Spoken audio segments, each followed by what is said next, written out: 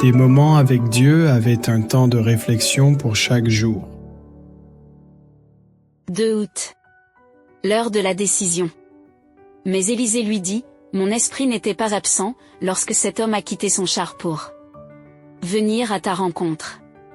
Est-ce le temps de prendre de l'argent et de prendre des vêtements, puis des oliviers, des vignes, des brebis, des bœufs, des serviteurs et des servantes?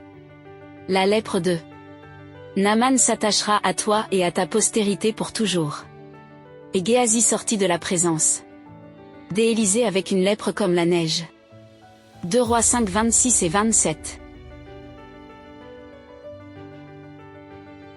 Comment devrions-nous vivre notre foi aujourd'hui?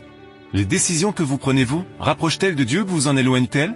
Réfléchissez à cette histoire et racontez-nous votre expérience. Géasi avait été un homme qui avait vu des miracles prodigieux accomplis par Dieu, aux côtés du prophète. Il avait vu preuve de la puissance surnaturelle de Dieu qu'il avait vu un mort revenir et rêver.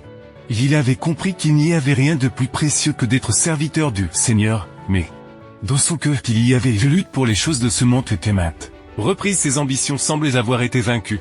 Mais elle reprenait de la vigueur pour le séduire vers les choses matérielles. Finalement, il fut vaincu de profiter du privilège qu'il avait d'être le serviteur du prophète. Il amassait de l'argent et des vêtements luxueux pour satisfaire ses ambitions matérielles. Est-il temps de prendre de l'argent et des vêtements? Demanda le prophète.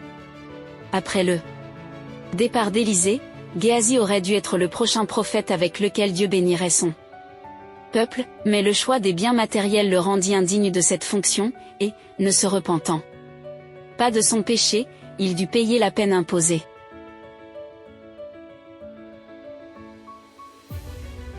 Comme tout homme appelé au royaume du Christ, tu as l'honneur d'être un héros du Seigneur, et dans votre vie quotidienne, vous devez montrer que vous êtes un serviteur de Dieu. Vous devez témoigner de la foi.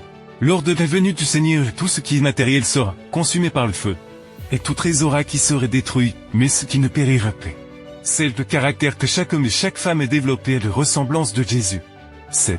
Pourquoi ces choses doivent être l'occupation principale de ceux qui veulent suivre Jésus? Il est alors temps de décider comment vivre la foi, que tout le reste soit secondaire.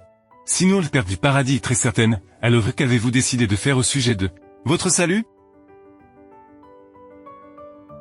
Ceux qui ont appris du Christ suivront le conseil de l'apôtre, ne participez pas aux œuvres infructueuses des ténèbres.